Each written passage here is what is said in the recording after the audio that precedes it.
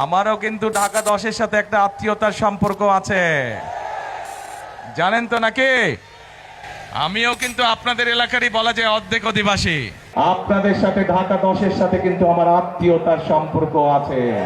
কাজেই আমারও দায়িত্ব এই এলাকার মানুষের যে সমস্যার সমাধানগুলো আছে, জলবদ্ধতা হোক, এই ধানমন্ডি লেকের সমস্যা হোক, বিভিন্ন আইন শৃঙ্খলার সমস্যা, প্রত্যেকটি সমস্যা ইনশাআল্লাহ আমিও রবির সাথে দেখভাল করব এই এলাকা।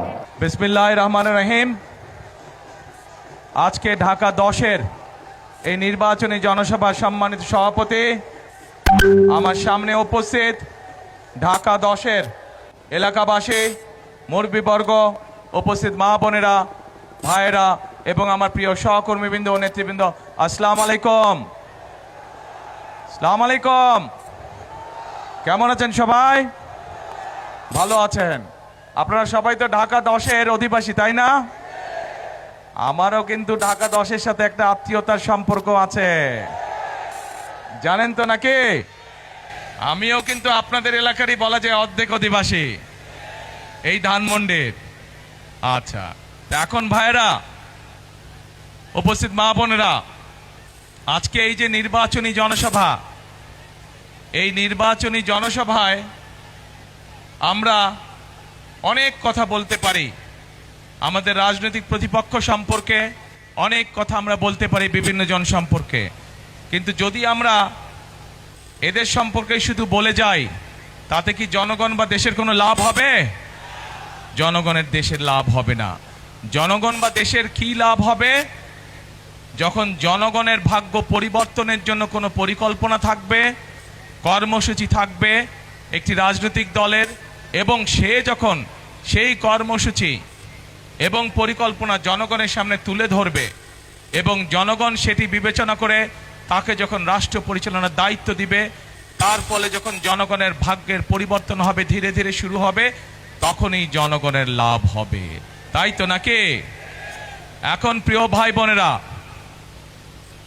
এই মুহূর্তে বাংলাদেশে যেই রাজনৈতিক যতগুলো দল আছে, তার মধ্যে আপনারা চিন্তা করে দেখুন, বাংলাদেশের মধ্যে একমাত্র এই মুহূর্তে বিএনপি, বাংলাদেশ জাতীয়তাবাদী দল, তারাই কিন্তু বাংলাদেশের নারীদের কিভাবে স্বাবলম্বী করে গড়ে তুলতে চায়, কিভাবে তাদেরকে শিক্ষিত করে গড়ে তুলতে চায়, সেই কর্মসূচি এবং পরিকল্পনা আছে।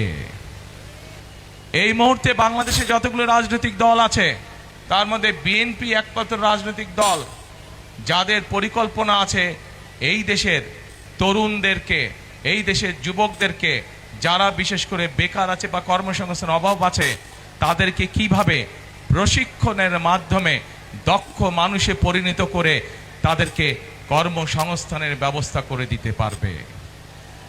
প্রিয় ভাই বোনেরা, বাংলাদেশ একটি কৃষি প্রধান দেশ। আমাদের কোটি কোটি মানুষ কৃষি পেশার সাথে জড়িত, নারী পুরুষ সবাই। এখানেও আপনারা যারা আজকে উপস্থিত আছেন, আপনাদের অনেকের পরিবার পরিজন, আত্মীয় স্বজন গ্রামে বসবাস করে এবং তাদের মধ্যে অনেকেই কৃষি কাজের সাথে জড়িত, তাই নয় কে? আপনারা হয়তো প্রত্যক্ষ নাহলে পরোক্ষ অনেকভাবে অনেকের জায়গা জমি আছে, আপনারা পরোক্ষভাবে হলেও কৃষি কাজের সাথে জড়িত।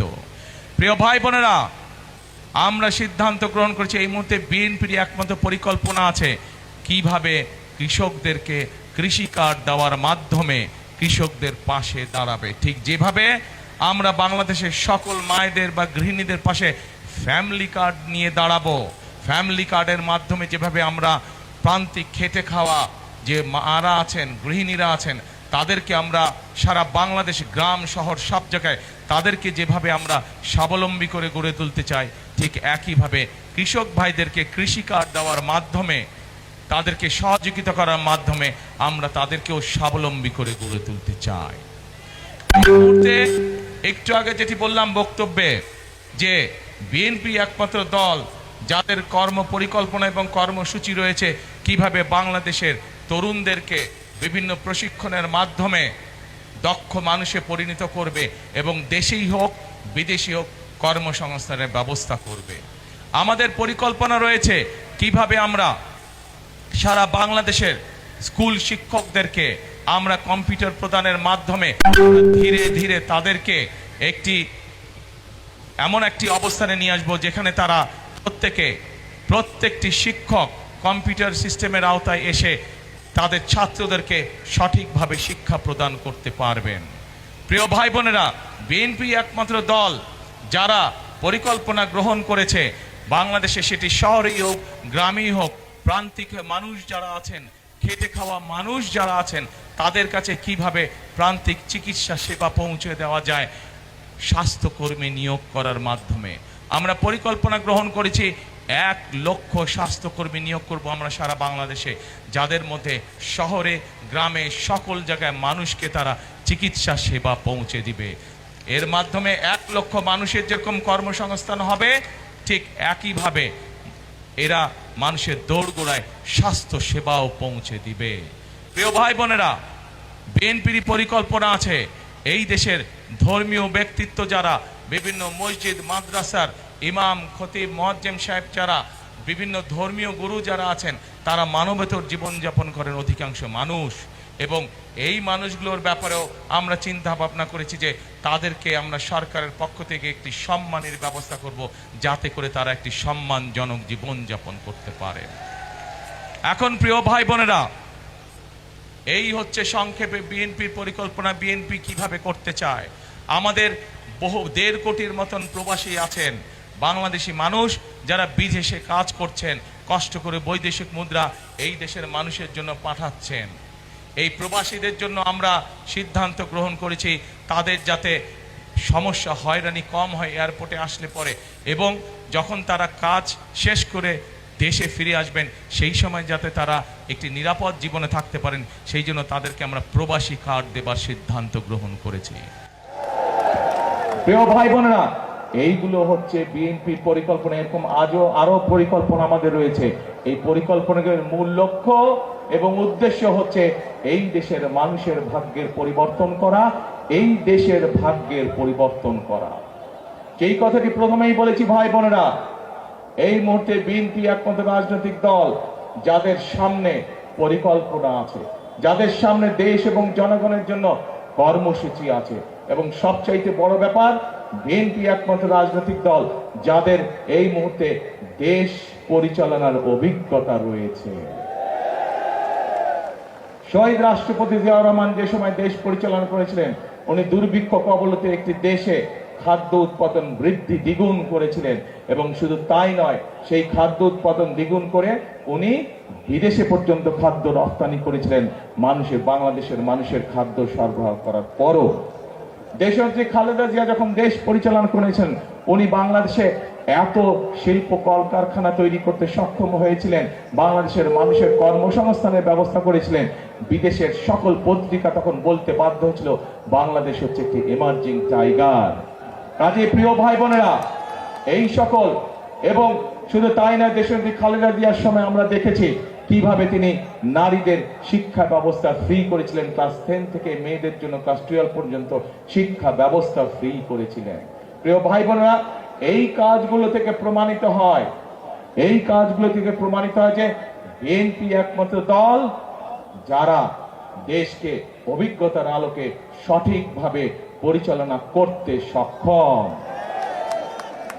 এখন প্রিয় ভাই বোনেরা, 12 তারিখে নির্বাচন।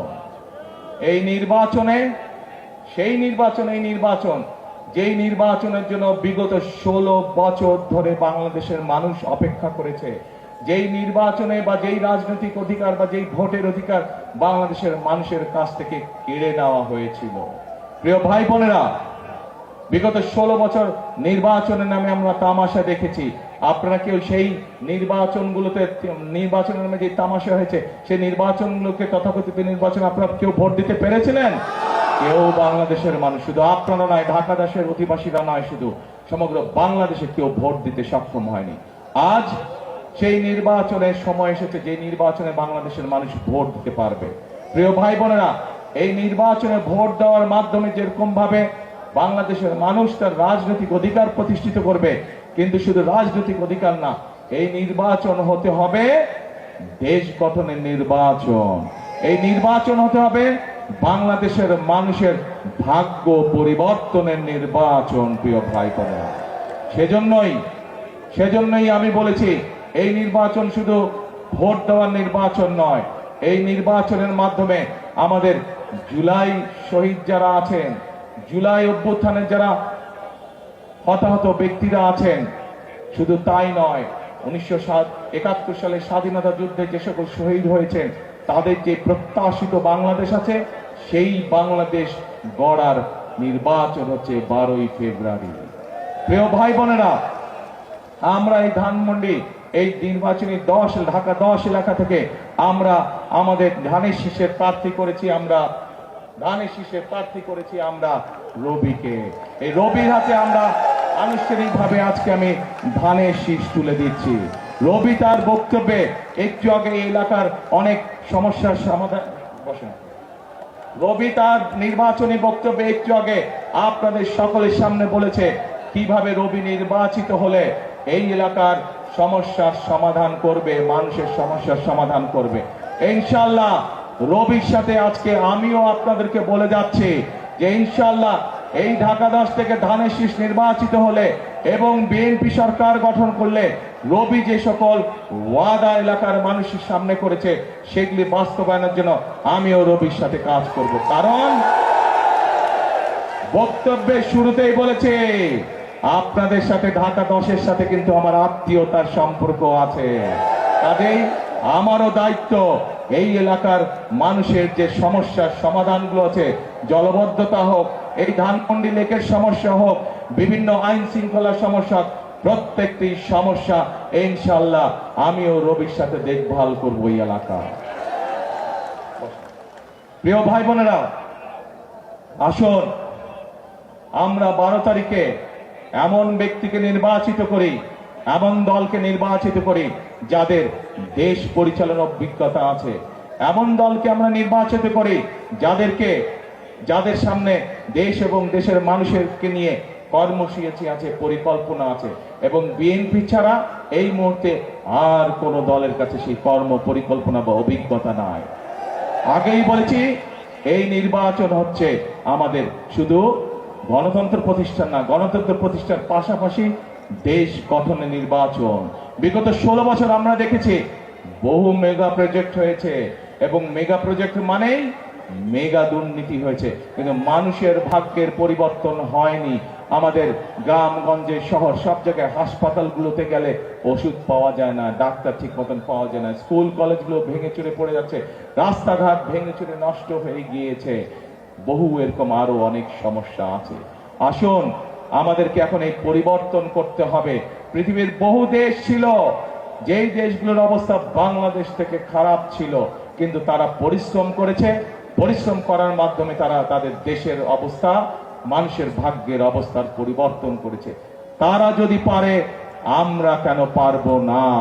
ইনশাআল্লাহ বাংলাদেশও পারবে, বাংলাদেশের মানুষও পারবে দেশকে পুনর্গঠন করতে, আমাদের দেশের মানুষের ভাগ্য পরিবর্তন করতে।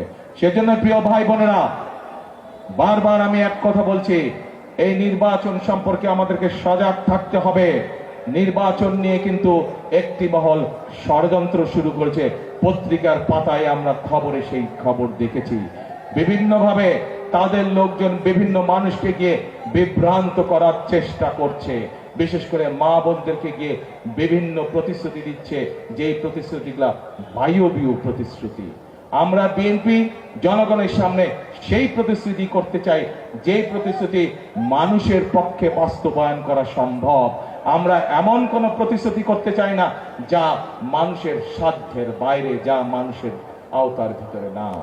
প্রিয় ভাই বোনেরা, আমরা দেখেছি একটি মহল, তাদের নেতাকর্মীরা ধরা পড়েছে নকল ব্যালটের সিল বানাতে গিয়ে। কাজেই আজকে ঢাকা 10 সহ সকল গণতান্ত্রিকামী মানুষ এবং যারা চায়, সেই সকল গণতান্ত্রিকামী মানুষ যারা চাই এই দেশের মানুষের, এই দেশের ভাগ্যের পরিবর্তন করতে, আপনাদেরকে আজকে সতর্ক থাকতে হবে, সজাগ থাকতে হবে। এইসব নকল সিল বানানো যারা বানায় তাদের বিরুদ্ধে, যারা গিয়ে মা বোনদেরকে বিভ্রান্ত করে তাদের বিকাশ নাম্বার চায়, তাদের এনআইডি নাম্বার চায়, এই সকল ষড়যন্ত্র, গুপ্ত ষড়যন্ত্রকারীদের বিরুদ্ধে আপনাদেরকে আজকে সজাগ থাকতে হবে। তা না হলে শত শহীদের রক্তের বিনিময় আত্মত্যাগের বিনিময়ে আমরা যে ভোটের অধিকারকে আজকে প্রতিষ্ঠিত করতে পেরেছি, সেই অধিকার আবার হারিয়ে যাবে, সেই অধিকারে আবার ষড়যন্ত্রের বেড়াজালে আটকে যাবে। কাজে আমরা যদি সতর্ক থাকি তাহলে বাংলাদেশকে কেউ আটকে রাখতে পারবে না। আমরা যদি সতর্ক থাকি বাংলাদেশের সেই গতি কেউ রোধ করতে পারবে না, বাংলাদেশের মানুষের ভাগ্যের পরিবর্তনের গতি কেউ রোধ করতে পারবে না। কাজে প্রিয় ভাই বোনেরা, আজকে এই নির্বাচনী জনসভায় আমাদের সকলকে শপথ নিতে হবে, প্রতিজ্ঞা করতে হবে যে যে কোনো মূল্যে আমরা বাংলাদেশের মানুষের গণতান্ত্রিক অধিকার এবং রাজনৈতিক অধিকারকে প্রতিষ্ঠিত করব। যে কোনো মূল্যে আমরা আমাদের বাংলাদেশের সেই প্রত্যাশিত বাংলাদেশকে গড়ে তোলার জন্য কাঁধে কাঁধ মিলিয়ে আমরা সকলে কাজ করব। কে কে আছেন আমার সাথে এই প্রতিশ্রুতিতে, এই প্রতিজ্ঞায়? আলহামদুলিল্লাহ, ধন্যবাদ সকলকে। প্রিয় ভাই বোনেরা, আমি আমার বক্তব্যের শেষ প্রান্তে চলে এসেছি। এখন শুধু একটা কথা বলবো। এ মাইকালা, এ ছোট মাইক, এ মাইক্রোফোন, আগে কথা শুনো আমার। আমি এখন একটি কথা দৃঢ়ভাবে বিশ্বাস করি, যেই কথা শহীদ রাষ্ট্রপতি জিয়াউর রহমান বিশ্বাস করতেন। আমি একটি কথা মনে প্রাণে ধারণ করি, যেই কথাটি দেশনেত্রী খালেদা জিয়া মনে প্রাণে ধারণ করতেন। এই সেটি হচ্ছে এই বাংলাদেশই হচ্ছে আমাদের প্রথম এবং শেষ ঠিকানা। দেশনেত্রী খালেদা জিয়া শত অত্যাচার, নির্যাতন, জুলুমের মুখেও এই দেশের মানুষকে রেখে উনি চলে যান নাই। ওনার সন্তান হিসাবে আমি জানি ওনাকে বিভিন্ন সময় প্রস্তাব দেওয়া হয়েছিল। সেই প্রস্তাবে বলা হয়েছিল আপনি যদি দেশ ছেড়ে চলে যান তাহলে আপনাকে জেল জুলুমের শিকার হতে হবে না। কিন্তু উনি বলেছিলেন এই দেশই আমার প্রথম, এই দেশই আমার শেষ ঠিকানা, এবং এই দেশের মানুষ হচ্ছে আমার পরিবার। উনি ওনার পরিবারকে রেখে যাননি। কাজে প্রিয় ভাই বোনেরা আসুন, প্রিয় ভাই বোনেরা আসুন, আমরা আমাদের বাংলাদেশকে আমাদের প্রত্যাশিত বাংলাদেশ হিসেবে গড়ে তুলি। তার জন্য আমাদেরকে পরিশ্রম করতে হবে, কষ্ট করতে হবে, ঐক্যবদ্ধ থাকতে হবে। এবং আমি জানি বাংলাদেশের মানুষ পরিশ্রম করতে অভ্যস্ত, বাংলাদেশের মানুষ কষ্ট করতে রাজি আছে। সেজন্যই আমি বলি একটি কথা, বারবার সব জায়গায় বলি, করব কাজ, তারপরে গড়ব। সবার আগে কে? সবার আগে কে? সবার আগে কে? বাংলাদেশ। প্রিয় ভাই বোনেরা, আজ তাহলে এই নির্বাচনী সময় এই হলো আমাদের শপথ, করব কাজ, গড়ব দেশ, সবার আগে বাংলাদেশ। আল্লাহ হাফেজ। বাংলাদেশ জিন্দাবাদ, বাংলাদেশ জাতীয়তাবাদী দল জিন্দাবাদ। আসসালামু আলাইকুম।